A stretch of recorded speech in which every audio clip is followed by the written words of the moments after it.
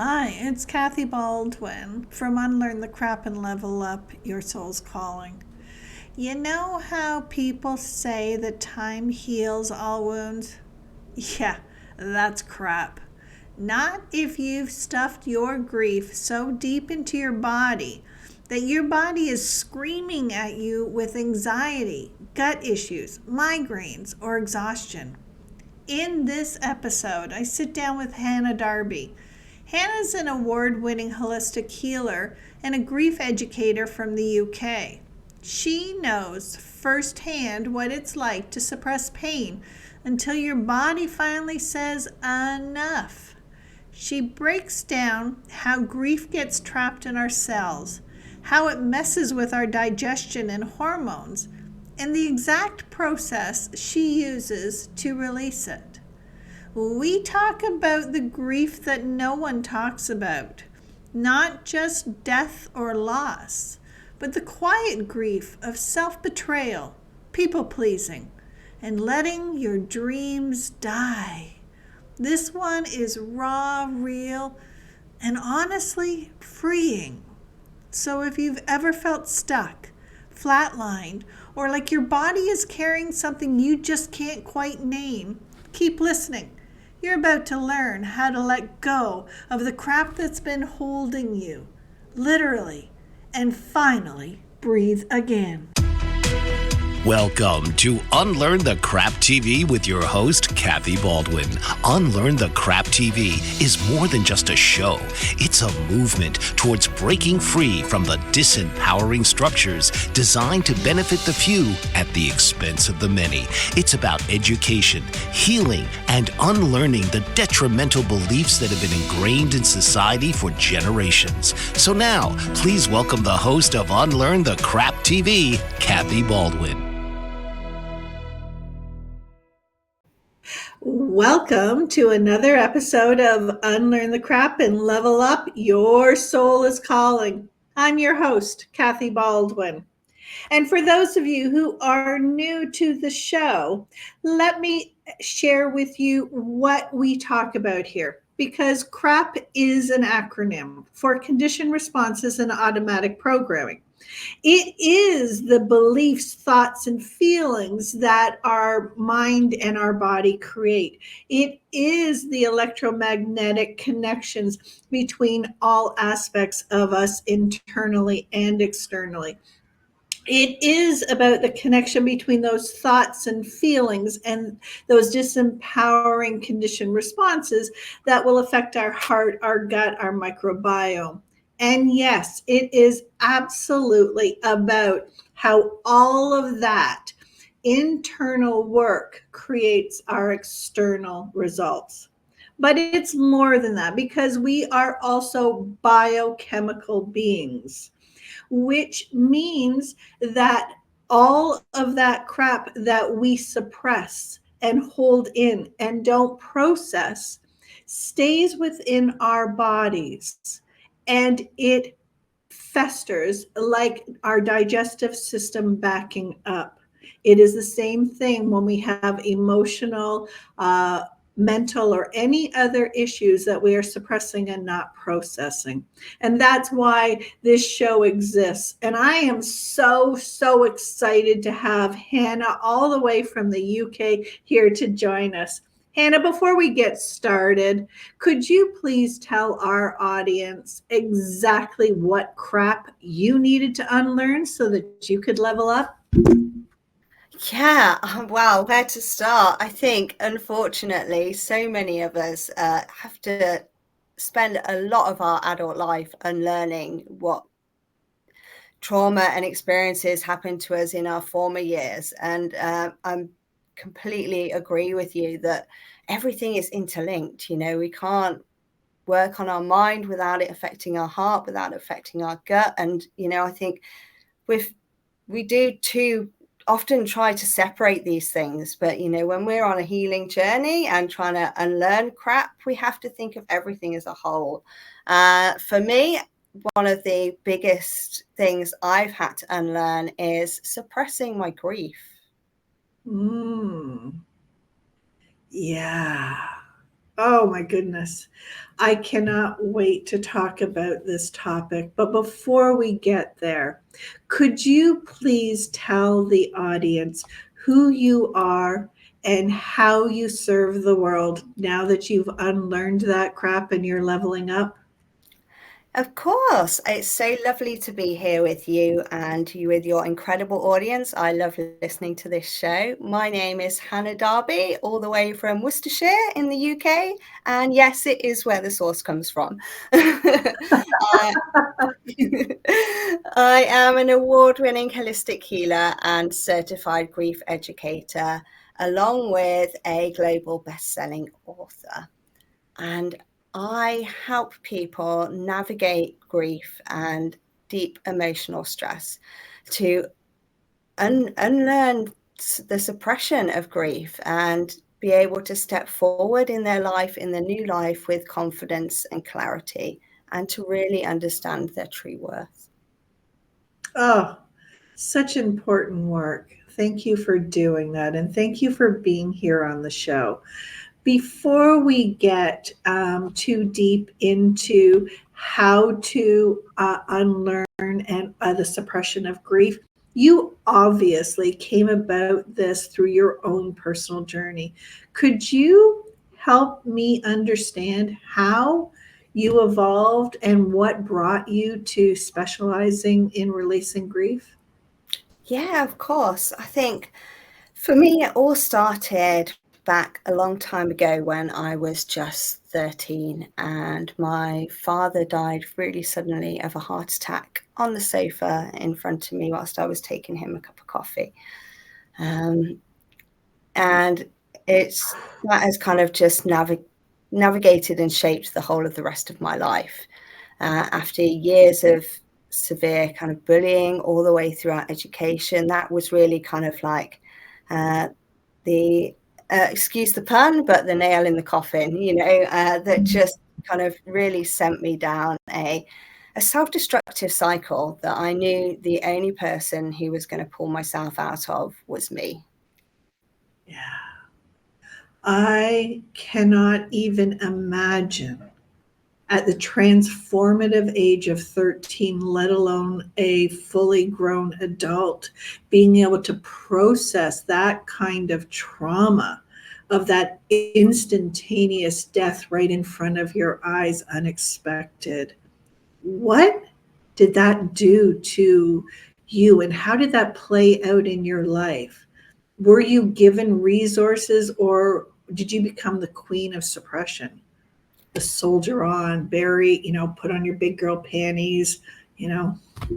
Yeah, that was exactly me. I wasn't given any help or any support. It really wasn't talked about back then, kind of like in the late 90s, early noughties. And, there was no support within the school. There was no support within my local health service.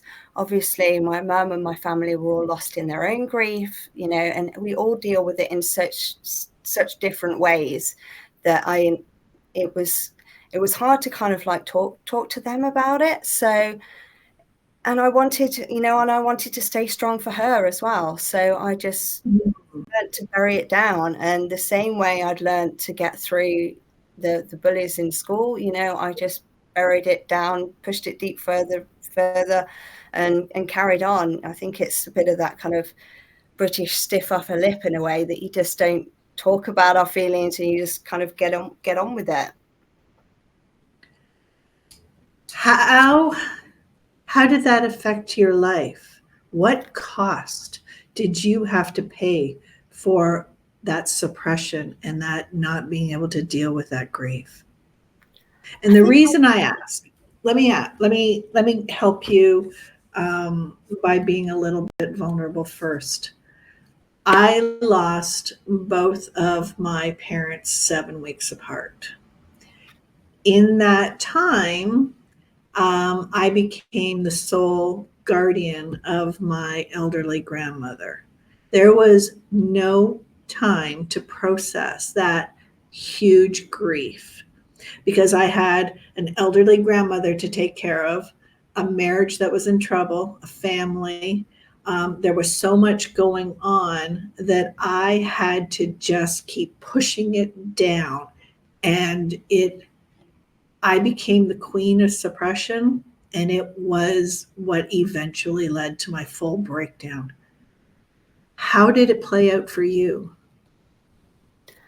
Yeah, for me, it manifested itself with depression and anxiety and substance misuse, in a way, anything just to numb that pain I was feeling. And then also, in a way, almost to feel something instead of nothing, because I then pushed everything down so far that I just felt like a shell of the person that I once was before. Yes. Yes. Thank you for talking about that, because so many people don't understand that emotions are an on off switch. If you try to suppress one emotion, you suppress all emotions. We can't just trickle in that which we want or that which we've declared is acceptable. So if we're suppressing our grief and our pain, we can't feel joy and happiness and passion, all those other beautiful things. We end up flatlining and being basically, forgive this expression, the walking dead. Yeah, exactly. It's just you can't have one without the other. It's like a yin yang, and emotions are just the same. It's either kind of all or nothing. So, how did you finally hit the line that said, enough is enough? I can no longer keep suppressing. I must deal with this. I think for me, it was then when I started sixth form college and I lost a close friend to suicide. And I knew that that could have almost have been me. And I thought, if I don't do something, then this is just going to end up being even more of a horror show, and I couldn't do that to my mum. I couldn't do that to my family. So I knew that the only person that was going to get me out of feeling like this was myself. And that's when I kind of went in to study psychology and really kind of tried to understand why I was feeling the way that I was feeling, even though sometimes that was nothing at all. Yeah. There's a book out called The Body Always Remembers. And those traumas now get triggered by every external thing, which is our body saying, I'm here. This is still here. You have not resolved it. I'm not going away until you look at me. And I love the fact that you understood that you didn't have the tools and resources and you went and got them. What did you learn as you were going through this process? And was it conscious that you realized that it was tied to your father's death, or where were you when you decided to go on this path? Did you just trying to fight for your life? I think it's kind of like a little bit of a sink or swim in a way, and I knew that I had to kind of go all in to trying to pull myself to a better place. But I think, I still didn't kind of put those two and two together until much later on. And grief is a funny thing, because when you go through one loss and then you bury it down, when you lose something else, it can take you right back to those first initial losses. And if you don't deal with it and process it, all of a sudden you're not just dealing with the one grief or this new grief, you're dealing with all of your other past griefs as well. And for me, that happened when I had a life-changing car accident back in 2016. So that was a long time after, where I broke my back. And then I was not only kind of grieving for a different part of grief, for a part of myself that I'd lost then, a future that I couldn't have anymore, and not being able to live a life with a different kind of pain, and kind of navigating that. I suddenly realized that actually, there's like you said, the body always remembers. that all of this kind of bubbled right back up again to the surface. And I think it's really interesting that I've always had so many kind of digestive issues as well, really bad kind of IBS, and as well as other things like migraines and things. And actually, the more I've gone on and the more I've worked on my grief and healed my grief, the better everything has become. And you know, I never thought I would be at a point where that would be in a place where it's as controlled as much as it is now. So Oh, yes, yes, yes. For me, that whole suppress a life of suppressing. Put on the mask on your face, soldier on, pretend what happens at home stays at home. Like all of this crap that we were taught, I got sicker and sicker. And so I started the same thing, digestive issues. It's our gut that is our first warning sign. IBS, ulcers.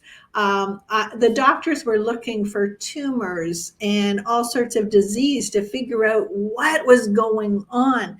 Nobody during that time equated the fact that your thoughts, feelings, emotions, and all that suppression is going to bubble out somewhere. So, would you say that your car accident actually might have saved your life? yeah, I would do, ironically, actually. Yeah, I think so, definitely. It definitely put me back onto really noticing my body and like falling into my body and really trying to listen what it was trying to tell me. And I wish I had paid more attention back then, but it's once you've got this kind of crap and you're so used to repressing everything and you're so used to wearing the masks, it's really, really hard to unlearn that.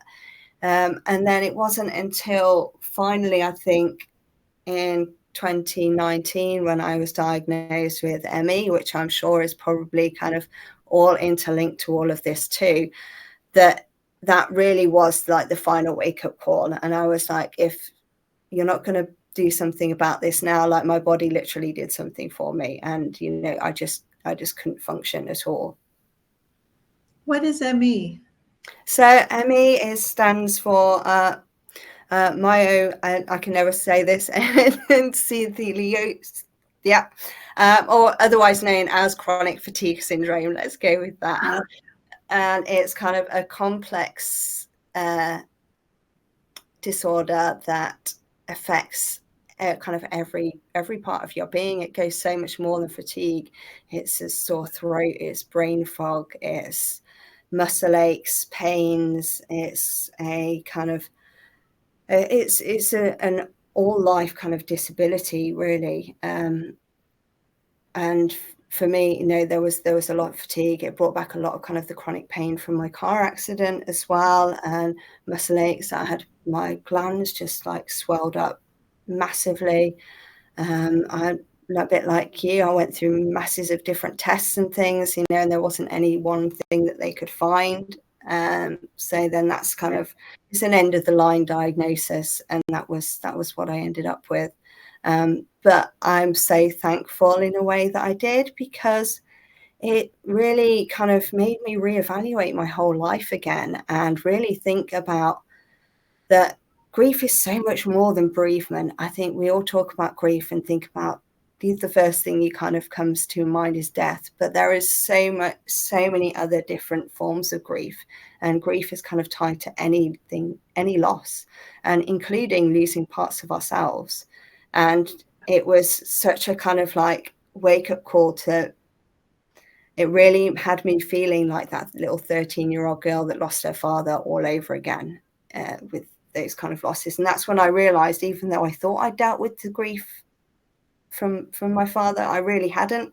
And you know, then that was like, where I was like, no, I've got to do something now. You know, I knew why I was feeling that way. I'd done the psychology work, but I still couldn't shift that feeling in my body. It's like you said, the body remembers, and I had to find a different way to be able to unprogram and the kind of the grief that was stored in my body. Yes. Oh my goodness, Hannah, there's so many different directions I want to go with this conversation. I am so glad that you talked about so many different things. One, for me, it became fibromyalgia, which then turned into osteoarthritis. If we don't deal with the crap that is in there, our body is just going to systematically shut down. And doctors are starting to connect the fact that diseases are a result of our gut microbiome, which is where most of our hormones reside. It is part of the electromagnetic. The hormones are chemicals that are meant to be processed through our body. And so many times, and I want to make sure we get to this, of the different forms of grief and how other people can talk about it. But first, I want to talk to you about, and I just totally lost my train of thought. That happens to me all the time. I will edit this out. First, I want to talk to you about how did you process that grief? How did you process the emotions? Because you're right, cognition is different than releasing. We can say, yeah, I know, but that does not heal. That does not release. How did you physically heal and release all of that suppressed trauma? For me, it was kind of two things. I got into energy healing. So a friend actually introduced me to it, into Reiki. And that actually just allowed me to really drop into my body and actually listen to exactly what my body was trying to tell me, and start to kind of be able to explore these emotions and these feelings, and realize actually that these pains and aches and brain fog and all these other things were actually all linked to the one like underlying thread that had been navigating through my whole life, which was my grief journey.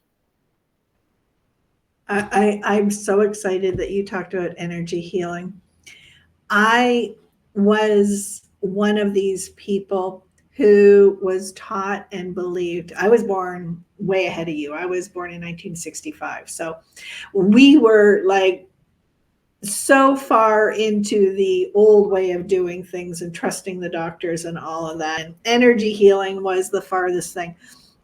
But my turning point was learning how to become an emotion and a body code healer, and not only helping others, but helping myself, and constantly, and then finding those root causes and seeing them and acknowledging them and releasing them. That's how it worked for me. For example, I have a lot of trauma, and most of it, unfortunately, is SA type of trauma, where I was attacked as a 12-year-old.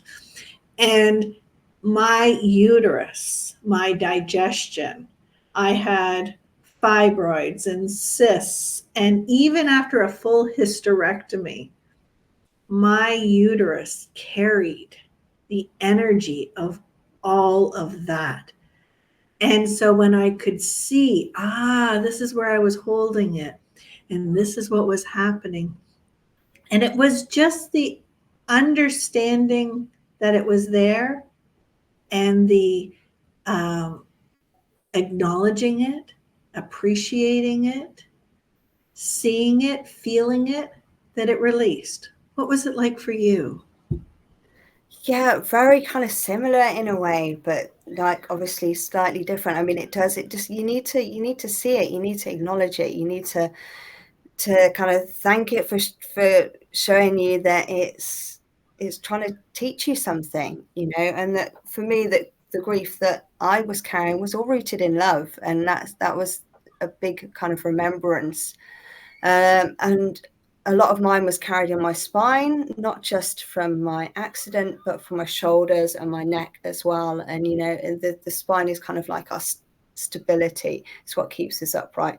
And I think linking that to losing my father, your parents who kind of like that stable background when you're a young child, and then being thrown into this unknown, it's like it was all remembered here. And I used to get these most awful migraines, which were all tension. It's all tension headaches. And I think that, and then it kind of went down into, from kind of my shoulders into my gut as well, into my stomach. My stomach has always been the kind of my weak point per se. You know, I was always a travel sick child, you know, even before I went through anything bad. So I think it was kind of like the first one to fall down in the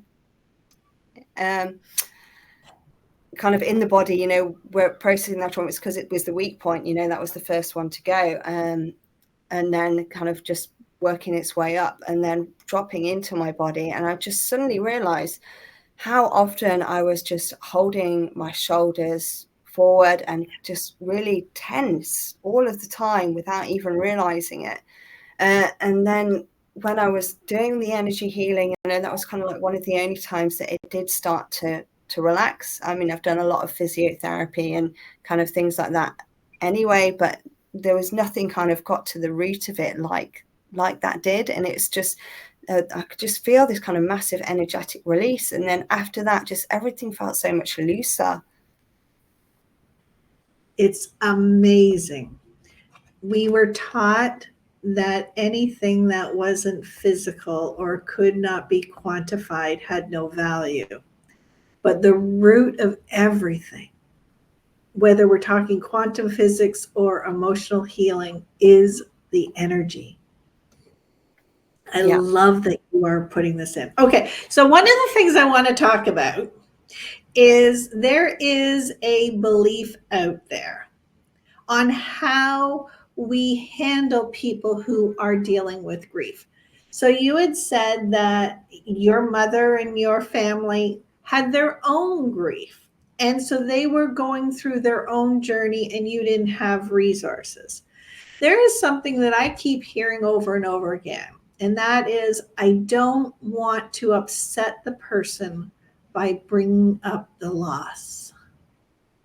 Oh, yeah. I think that's just like one of the biggest myths and misunderstandings about grief, is that we want to talk about what we lost, and it's only through talking about these things that we can then start to heal and work through it. Otherwise, we're keeping it all inside, and there's almost this kind of like fear of bringing up that person that was lost, whereas I can guarantee you that any griever, all they ever want to do is for somebody to ask them about the person that they lost and to sit there and listen so that they can reminisce and remember the good times. You know, otherwise you're just sat there feeling that loss all the time, and you don't get the chance to remember all of those happy memories and all of the wonderful things you managed to do together before they went away. Absolutely. And nobody wanted to talk to me about my dad. And if I started up that conversation, people just kind of freeze and, you know, don't know quite what to do or what to say, or Well, that's exactly it. It's not that people are afraid of making you uncomfortable. They don't know how to hold space for that.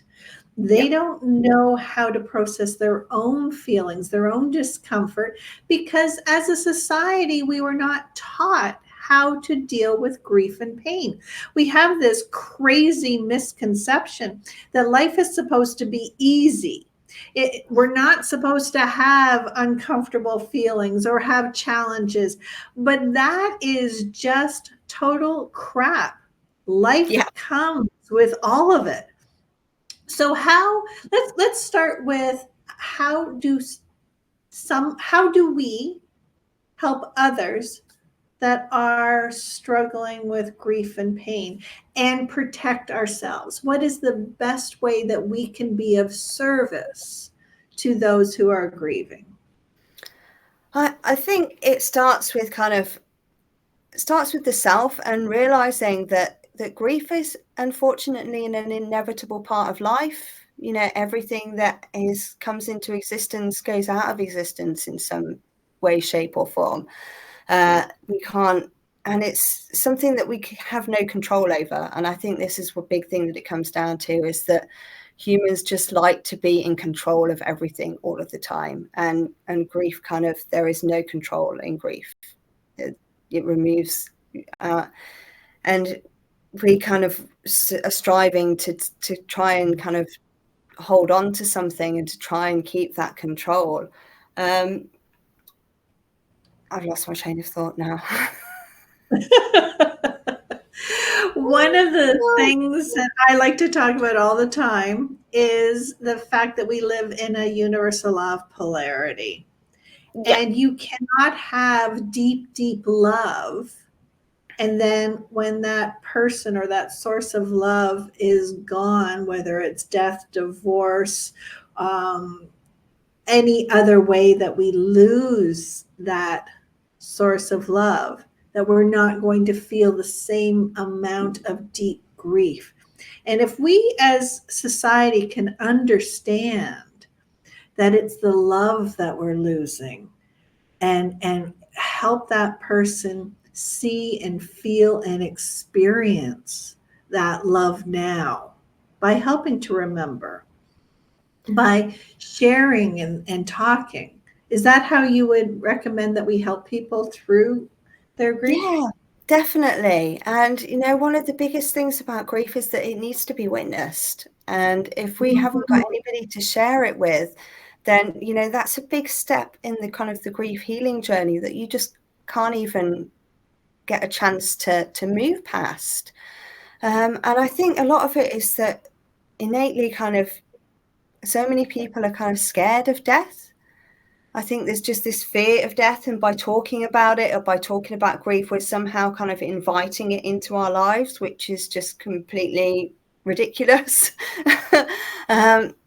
And that, I think a lot of it is that there's kind of a fear that, especially if you've never experienced any kind of deep, profound loss in your life, there's a fear of, you're not entirely sure how you're going to kind of cope with that yourself. So by talking about it with somebody else, are they going to bring up that kind of shadow side of you that you don't want to see?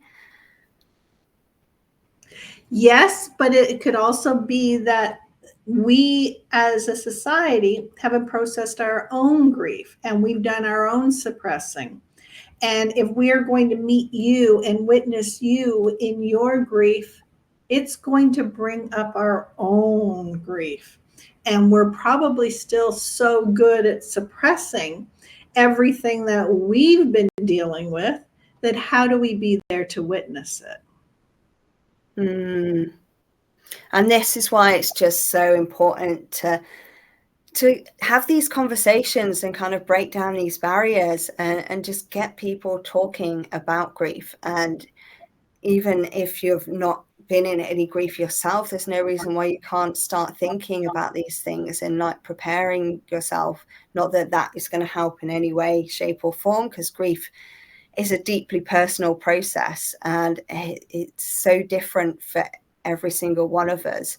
And there's also a kind of, I think, a way that we feel like grief should look, you know, like it should look kind of sad and depressed, and everybody should be wearing black, and this kind of like almost kind of Hollywood version of grief. And that's just, it's just not the way that it looks, and that you can be really in grief and full of deep sorrow and also experience joy and happiness at the same time. And just because you're experiencing that joy and that happiness, it doesn't mean that you're not, the loss of whatever it was that you lost isn't as deep as it was before. And I think that's also kind of another common misconception, is that like I need to keep myself sad because that's in some way honoring what I've lost. Yeah. Yes. One of the ways that I processed, I realized when I was going through my healing journey, was I wrote down every positive and every negative out of my relationship with those people that I had lost, dead or alive. And I chose to, as I was writing out all the negatives, it did feel sacrilegious that here I was saying something negative about this person that I had a deep love and was yearning for, to say something that they hurt me or they did something wrong. But when I was able to balance it out, I was able to appreciate the fact that they were human, doing the very best they could with what they had. And as I looked at all of those negatives, as we call them, which are just balance of people, there's positive, negatives, there's what works out, what doesn't work. We're always in flow. But I chose to look at it, see it, accept it, and understand what effect it had on me. Not about judging them, about what it did to and for and how it affected me. And I let it go. And then I chose what I wanted to keep from them. And so I chose what I was going to let go, and I chose what I kept. And do you know that since going through that whole process with all of the deep losses I've had in my life, they are more alive to me now. I live in the positives. What happened for you when you went through your healing journey about the loss of your dad, your best friend, and everything else that you lost? How did Yeah, I mean, I wouldn't be sat here talking to you today if I hadn't have been through that. It wouldn't have put me on the kind of the healing path. I wouldn't have been shown kind of energy healing. I wouldn't have had the lust for life that I do now. That I think that's what, lust for life? yeah, Oh, because life is all about experiences, and we can't just experience the good times. Unfortunately, it's like you said, it's all about duality. You can't have good without bad. We can't have happy without sad. We can't have pain without sorrow, without joy. And I think sometimes the deeper that pain is that we feel, then we can really kind of soar so much higher with the happiness. And it can really kind of show us also how much joy and fantasticness there is in the world every day, in those little kind of mundane, most people call them mundane moments, but those are for me where I find my biggest moments of joy.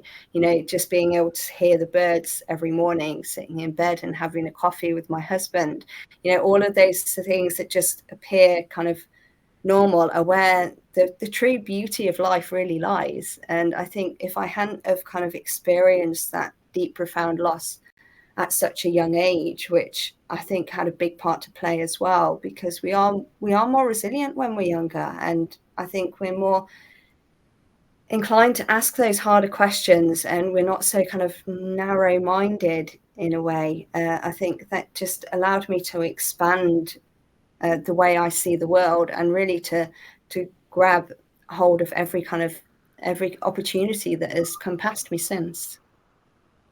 oh, that is so beautiful.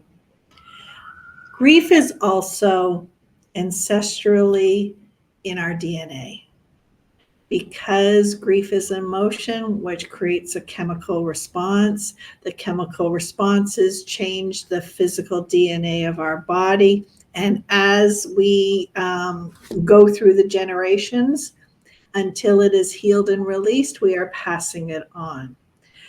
And so one of the things that I feel is really important is that we are doing the greatest disservice to the world if we're not taking care of ourselves. And so many times we've been taught that taking care of ourselves and our thoughts and our feelings and our emotions is selfish.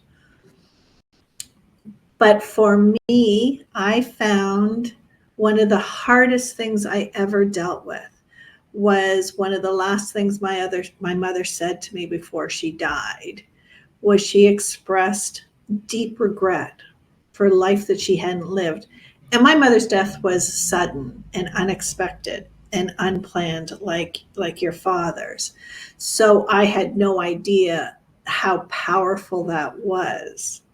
But I realized when I went through my own healing journey that all of the regrets that she had for not living her life fully and on purpose gave me permission to step into the greatest, grandest version of myself so that I never had to go through that again. What was the biggest lesson you got from your father that has shaped who you are today? I think it's that we never know what is going to happen tomorrow. So just live every day as if it's your last. You know, he was only 50 and it was really sudden and unexpected. And I hear so many people kind of think, oh, I'll do this at a different time, or oh, I've got to wait to be able to do this because of X, Y, and Z. But you never know what life has planned for you, and you never know what is going to be just around the corner. So if there's an opportunity or there's something that you really, really want to do, then just go out there and do it and make that opportunity appear for yourself, because life is short. And unfortunately, not a lot of us, we've got no idea on how short or long our life is going to be. And I definitely didn't want to die thinking that I hadn't made the most out of every kind of opportunity that has come my way. And that's one of the reasons why I've recently taken part in all of these projects with She Rises and written books and things, because there was a little girl a long time ago who loved reading books, who always dreamt of becoming an author, and now I've made that dream come true. You know, so if you've got a dream that really means something to you, don't wait for permission. Just go out there and make it happen. Absolutely. That segues perfectly to what I wanted to circle back to when we were talking about different types of grief. We've been talking about the loss of someone in our life, whether it was, like I said, death, divorce, or abandonment, or whatever circumstances. But there are so many types of other grief. I would like to talk about that, but I also want to make sure that we hit on the deep, profound grief that comes with self-betrayal, of self-abandonment, of not taking care of ourselves, people pleasing, self-sabotaging, putting others before ourselves. That deep, deep self-betrayal is so ingrained in our cells. What other types of grief do we experience? Yeah, I think that's a really important point that that you've just discussed there. And I think realizing that kind of betrayal is a form of grief is can be really empowering for you, and also just give you that permission that you don't have to say yes all the time. And like we can't pour from an empty cup, and if you're trying to please everybody else before you look after yourself, you've got nothing else left to give. But like, grief is just something we experience when we go through any form of loss, any loss of anything important to us, whether that would be it could be a loss through adoption, it could be a loss of a safe, kind of happy childhood, it could be, like you said, going through a divorce, or your parents going through a divorce, loss of a relationship, loss of a friendship. There was an awful lot of collective grief that I think is still really heavy in the energy of the earth from the recent COVID epidemic, where there was just so many different forms of grief, not only just for people, but for the loss of their childhoods, the loss of education, the loss of jobs, the loss of your home, the loss of a career, or even kind of the environmental grief that we're going through at the moment with this kind of climate disaster and the way that we're kind of treating the earth. I mean, there's a massive kind of grief around that as well. It's just grief has so many different faces. And I think we are, a lot of the time when we're going through a loss, we've lost something else that we don't kind of attribute what the emotions that we're going through as grief. So if we don't even realize that it is grief that we're going through, how are we ever going to heal from it? Absolutely. What you just talked about is so profound and so important. I, I want to make sure that we also talk about loss of a dream and the grief that goes along with us not fulfilling our dreams or letting our dreams die. But before I do, what you just talked about, emotion is a frequency, and frequencies are energetic around the world. Just like a radio frequency, a MRI, whatever frequencies that are going on in our world, there is no beginning or end to them. They are just waves that are out there. And we do experience collective grief. We experience the collective grief of 9/11, of the wars, of famine, of suffering all around the world. And when we heal ourselves, we are reducing that collective grief, correct? Yeah. And I think, unfortunately, there is just so much suffering and grief in the world, but healing that all starts at home. And people think, oh, I can't make a big difference, but just if you're changing your own frequency, healing your own grief, raising your emotional vibrations, then that feeds into everybody else. I think if you ever walked into a room and there's loads of people who are just really smiling and happy and laughing, and then you just can't help but be smiling and happy and laugh yourself. It goes the same other way. If you walk into a room and everybody's really sad and low and depressed, that leaches into you. So it's just if you're you're kind of serving the world and serving the collective and not just yourself, by allowing yourself that space and time to be able to heal your heart. Yes, yes, yes. That is one of the main reasons for Unlearn the Crap. My books, my podcast, everything I do. I believe that we are in a massive paradigm shift and we are all being called to level up. And that level up cannot happen if we are holding on to the weight of grief and pain and suffering. And so for us to shed that, release it, let it go through our body and process where the earth can transform that energy and alchemize it, the way it takes our recycling and it'll process it and turn it into something good when we release and let it go. I believe with every fiber of my being that if we all took care of ourselves and healed and stepped into the greatest version of ourselves, there cannot exist war and famine and hatred and injustice. And so taking care of our grief is the greatest service that we can give humanity in our world. How do you feel about that? Yeah, definitely, completely. And I think it all starts at home, and I think there's so much, for such a long time, be it the whole world was just living in survival mode. And when we went through all of these big world wars and these big life events, our ancestors, they didn't have the chance to be able to process their grief because they were too busy just trying to survive. And we've reached a point now where most of us, thankfully, aren't in that kind of instantaneous survival mode, that we have got the opportunity to be able to put some time and effort into ourselves and be able to heal ourselves. And I think that's one of the greatest gifts that you can give your future generations. Absolutely, absolutely.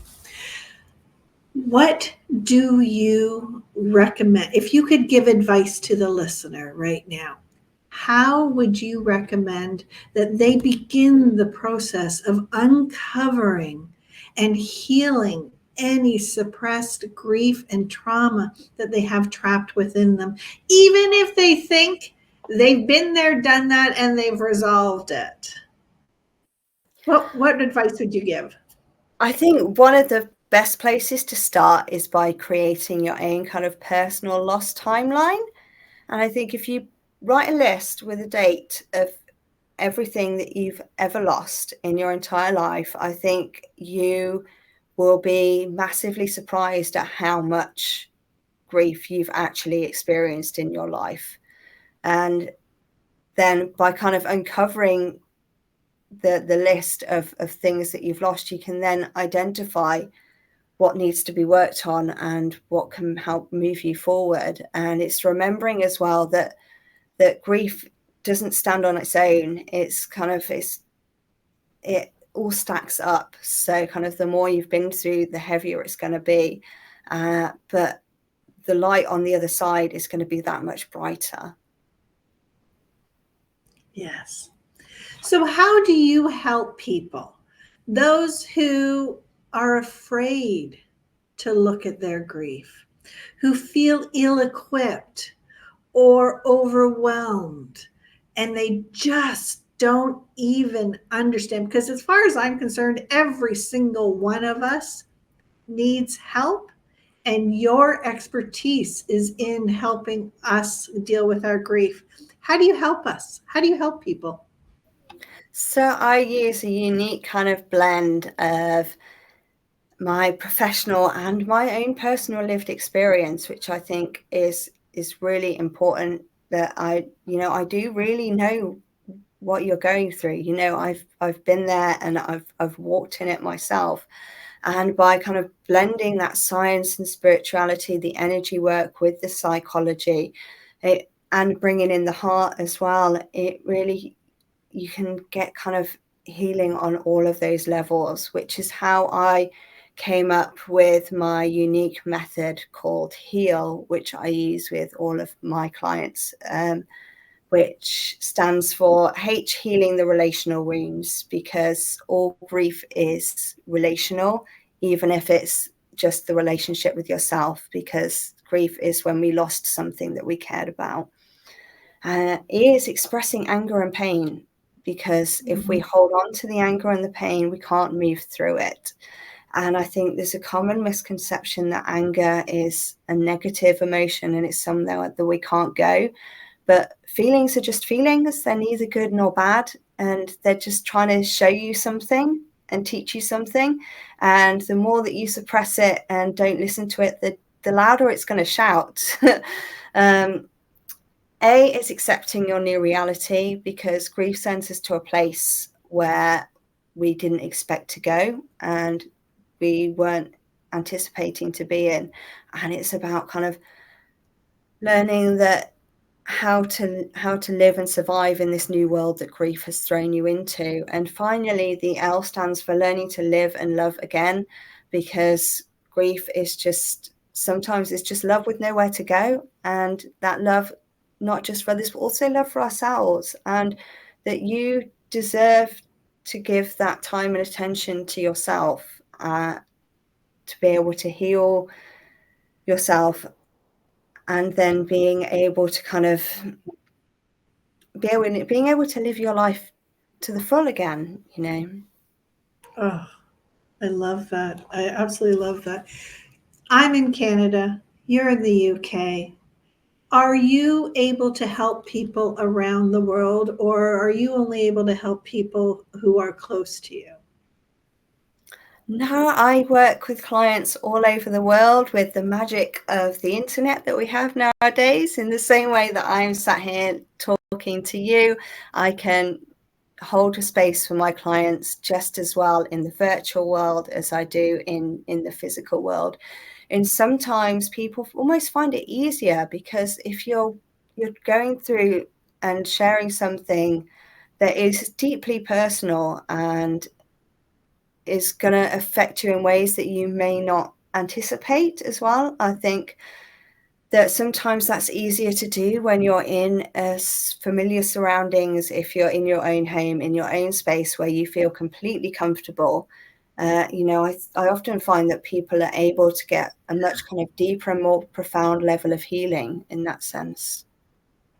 Oh my God, I never even thought about that, because I realize that the power is in self-healing, self-directed, but you are right. When we go to a therapist's office or somebody else's place, we no longer have that safety and security of our own environment.